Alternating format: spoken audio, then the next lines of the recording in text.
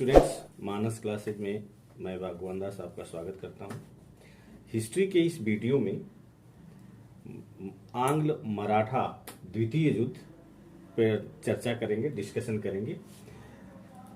1803 से 1806 तक ये हुआ। एक्चुअली द्वितीय आंग्ल मराठा युद्ध नाना फडणवीस के 1800 ईस्वी में मर जाने के बाद जो मराठों में एक बौद्धिक क्षमता होती है वो खत्म हो गया और नाना फडणवीस अंग्रेजों से सहायक संधि करने के पक्ष में नहीं था।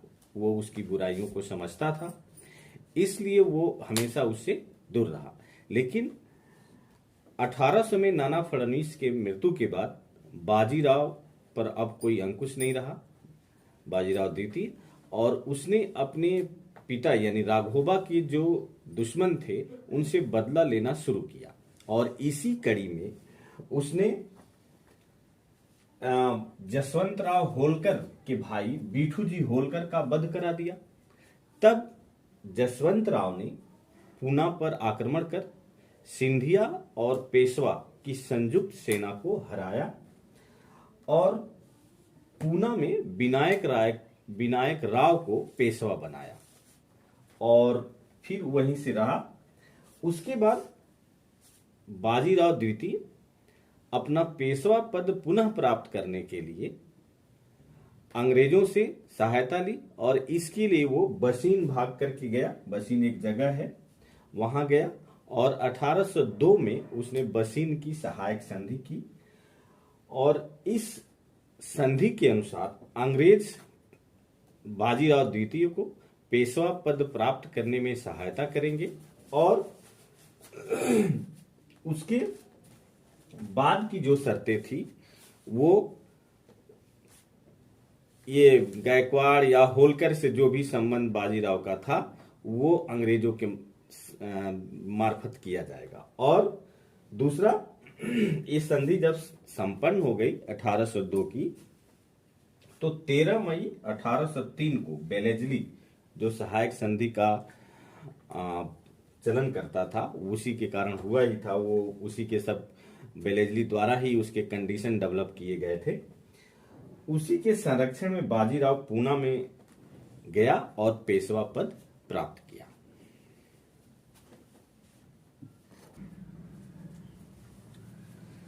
स्टूडेंट्स, बसीन की सहायक संधि ये 31 दिसंबर 1802 को बाजीराव द्वितीय और अंग्रेजों के बीच हुआ। इस संधि के महत्व को लेकर विभिन्न विद्वानों ने अपना राय दिया है। रॉबर्ट्स उस समय का आदमी था, उसने कहा कि बसीन की संधि ने कंपनी को दक्षिण भारत की सर्वोच्चता प्रदान की। वास्तव में अगर सहायक संधि को देखा जाए जिससे किया गया, तो मराठे उस समय भारत में सर्वोच्च शक्ति थे और उसका जो सर्वोच्च अधिकारी था यानी पेशवा, वो अंग्रेजों के संरक्षण में था, इसलिए कहा जा सकता है कि दक्षिण भारत की सर्वोच्चता प्रदान की। और दूसरा, ओवन ने कहा प्रत्यक्ष और अप्रत्यक्ष रीति से इस संधि ने कंपनी को भारत का साम्राज्य प्रदान किया। ये भी ठीक वैसे ही जैसे मराठे उस समय मुगलों के उत्तराधिकारी थे, पूरे भारत में उनके जैसा शक्तिशाली कोई नहीं था और इस तरह से वो मराठों पर अपना अधिकार जमा करके कंपनी पूरे साम्राज्य को अपने हाथ में कर ली। और कैसलरे इसने सबसे अच्छा आकलन किया, जैसे कि यह हमें उलझे हुए और कभी समाप्त न होने वाले मराठों के झगड़ों में फंसा देगा। और यही हुआ भी, क्योंकि मराठे जो सरदार थे वो विभिन्न मत के थे और आपस में लड़ते रहते थे। तो ये कैसलरे कहा कि पेशवा को हमने कर लिया अपने बस में, लेकिन इसको लेकर अन्य मराठा सरदार विरोध करेंगे और फिर हमें एक युद्ध के बाद दूसरा युद्ध करना ही पड़ेगा। फिर उस समय का जो गवर्नर जनरल था आर्थर वेलेजली, उसका स्टेटमेंट महत्वपूर्ण है। यह एक ऐसी संधि थी जो सिफर यानी शून्य के बराबर थी। उसके कहने का मतलब ये था कि इस संधि का बहुत ज्यादा महत्व नहीं है, क्योंकि इस संधि के बाद जो युद्ध अंग्रेज और मराठों के बीच हुआ उसमें अगर अंग्रेज हार जाते तो इस संधि का कोई महत्व नहीं था। अगर उसके बाद इस संधि के बाद वाले जो युद्ध हुए उसमें अंग्रेज जीतेंगे तभी इस संधि का महत्व था। तो इसलिए उसने कहा कि इस संधि का कोई महत्व नहीं है, ये युद्ध शून्य है, क्योंकि इसके बाद आने वाला जो युद्ध होगा उसमें अगर अंग्रेज हारे तो फिर उनका भारत से सफाया भी हो सकता है। और इस तरह से समस्त मराठा सरदारों ने मिलकर इसका विरोध किया, क्योंकि उनको अपमान महसूस हुआ, क्योंकि उनका सर्वोच्च नेता सहायक संधि स्वीकार कर लिया था। परंतु होलकर तथा गायकवाड़ इससे अलग रहे। ये एक इंपॉर्टेंट है, अक्सर प्रॉब्लम वनडे एग्जाम में पूछा जाता है कि द्वितीय आंग्ल मराठा युद्ध 1803 से 1806 के बीच में हुआ, उसमें से कौन मराठा सरदार तटस्थ रहे यानी भाग नहीं लिए? तो ये होलकर और गायकवाड़।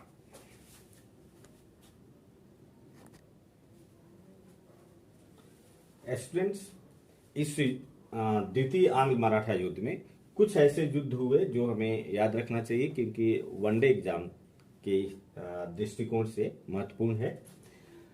जनरल लेक उत्तर की ओर से, यानी आप महाराष्ट्र की स्थिति देख रहे हैं, जनरल लेक उत्तर यानी दिल्ली की तरफ से अटैक किया और वेलेस्ली दक्षिण से अटैक किया।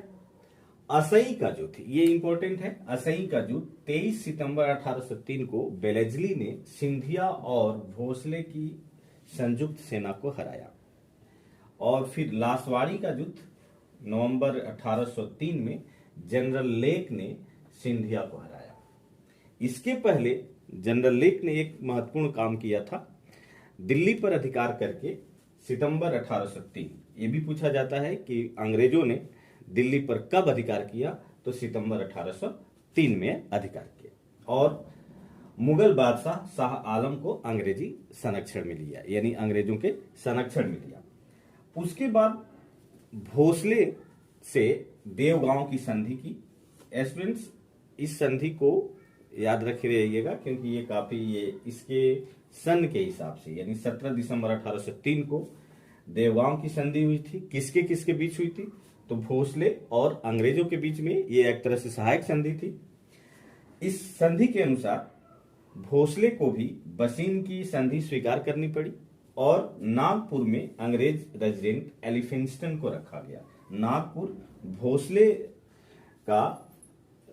भोसले की राजधानी थी और इसलिए वहां पर एक अंग्रेज रेजिडेंट एलिफिंस्टन को रखा गया।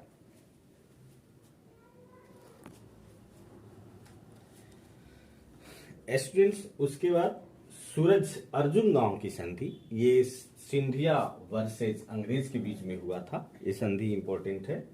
इस संधि के अनुसार सिंधिया ने सहायक संधि स्वीकार कर ली, बसीन की संधि स्वीकार कर ली जो पेशवा ने किया था। मेजर मेलकम रेजिडेंट ग्वालियर में रखा गया, ग्वालियर सिंधिया की राजधानी थी। गंगा और यमुना नदी के बीच की समस्त भूमि तथा जयपुर, जोधपुर और गोहद का संपूर्ण भू क्षेत्र दिया। यानी पहले मराठे, जैसे पता है कि जयपुर और राजपुताना में अपना चौथ और सरदेश मुखी वसूलते थे, उस पर सिंधिया का अधिकार था।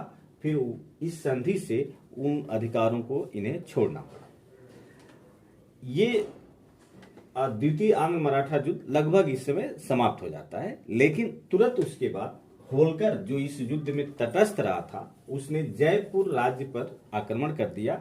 जयपुर राज्य जो राजपुताना में पड़ता है, ये अंग्रेजों का मित्र राज्य था, इसलिए यह एक तरह से अंग्रेजों के विरुद्ध युद्ध हो गया। और अंग्रेज तो इस ताक में ही थे कि होलकर के विरुद्ध हम कब युद्ध करें। तो इन्होंने जब जयपुर पर आक्रमण किया तो अंग्रेजों ने होलकर के विरुद्ध युद्ध की घोषणा कर दी। उसके बाद होलकर भाग करके अमृतसर गए। अमृतसर से वहां से अंग्रेजों ने पीछा किया तो ये भरतपुर के जाट राजा के यहाँ गए। वहां भी अंग्रेजों ने भरतपुर के जाट राजा को हराया, क्योंकि ये होलकर भरतपुर जाट राजा के दोस्त थे। अंत में मुकुंदर्रा के युद्ध में होलकर ने कर्नल मानसन को हराया था। ये एक उन्होंने अच्छा काम किया था। मुकुंदर्रा के युद्ध में होलकर ने कर्नल मानसन को हराया, इसलिए इनका हौसला थोड़ा सा बढ़ा, कॉन्फिडेंस बढ़ा।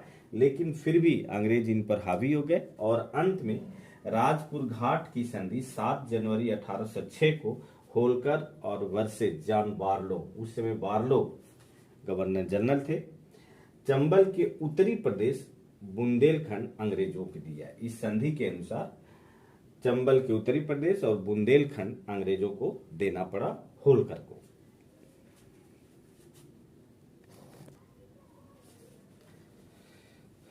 स्टूडेंट्स, तृतीय आंग्ल मराठा युद्ध, ये अंतिम मराठा युद्ध होता है अंग्रेजों के साथ, 1817 से 1818 ईस्वी के बीच में हुआ। लेकिन इसमें एक पिंडारी करके आते हैं। पिंडारी एक लूट मार करने वाला एक सैनिक संगठन था। संगठन तो था नहीं, ये ऐसे ही एक लूट मार डकैती करने वाले संस्था थे। और ये सिंधिया की सेना में रहते थे। यहाँ जरूरत पड़ने पर, यहाँ तक कि ये पानीपत के युद्ध में भी मराठों की तरफ से भाग लिए थे। तो पिंडारियों को दमन करने के लिए लॉर्ड हेस्टिंग्स ने ये सोचा कि अगर हम मराठों पर आक्रमण करते हैं, चाहे सिंधिया पर चाहे भोसले पर, तो ये पिंडारी उनके तरफ से लड़ेंगे तो उनकी स्थिति मजबूत हो जाएगी।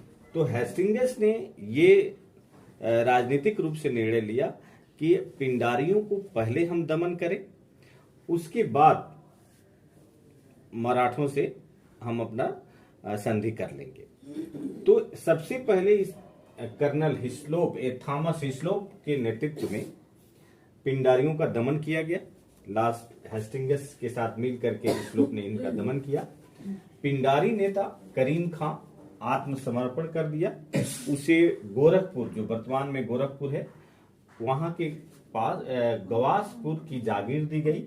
वासिल मोहम्मद पकड़ा गया और उसने जेल में ही आत्महत्या कर ली और चित्तू जंगल में भागा, जहां उसे चीता खा गया। तो इसके पिंडारियों के जो नेता थे उसमें करीम खां, वासिल मोहम्मद और ये थे।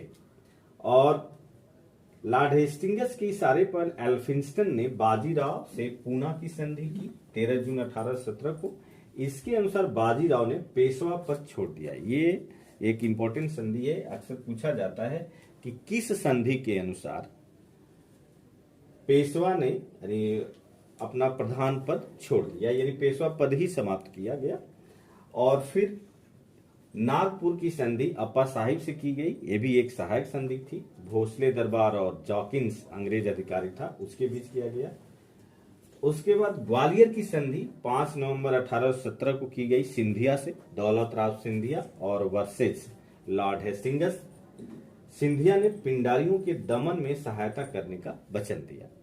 इस प्रकार तृतीय आंग्ल मराठा युद्ध शुरू होने से पहले ही नागपुर की संधि, ग्वालियर की संधि, पूना की संधि के द्वारा अंग्रेज अपनी स्थिति मजबूत कर लिए और तब आंग्ल मराठा युद्ध शुरू हुआ और बड़ी आसानी से अंग्रेजों ने मराठों को हराया।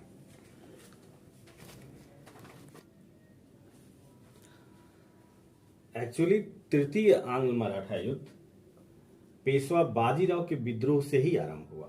उसने किरकी के रेजिडेंसी पर आक्रमण कर जला दिया। अब अंग्रेज इसके खिलाफ युद्ध शुरू कर दिए। सीतलवाड़ी का युद्ध, जो 21 दिसंबर 1817 को भोसले को अंग्रेजों ने हराया, इसमें सीतलवाड़ी का युद्ध जो हुआ, इसमें भोसले को अंग्रेजों ने हराया। फिर महीदपुर का युद्ध में भी होलकर हार गए और उसमें भोसले हारे थे, इसमें होलकर हारे। और महीदपुर के युद्ध में होलकर हार करके मंदसौर की संधि 6 जनवरी 1818 की, ये होलकर वर्सेस अंग्रेज, ये एक सहायक संधि थी और इस तरह से होलकर अंग्रेजों के अधीन हो गए। अंत में जनवरी 1818 में कोरेगांव और फिर 20 फरवरी 1818 को आस्थी के युद्ध में पेशवा की पराजय हुई। एक्चुअली ये जब पेशवा किरकी रेजिडेंसी पर आक्रमण किया था, जला दिया था, उसके बाद ये भागता रहा और अंग्रेज उसका पीछा करते रहे।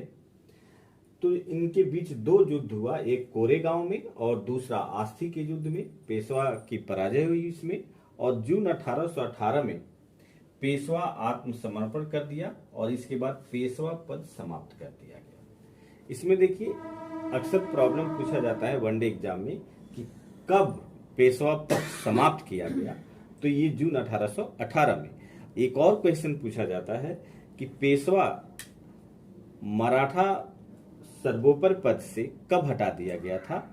उसमें पद समाप्त नहीं किया गया था, वो आपको पूना की संधि थी। और संपूर्ण राज्य पर अंग्रेजों ने अधिकार कर लिया।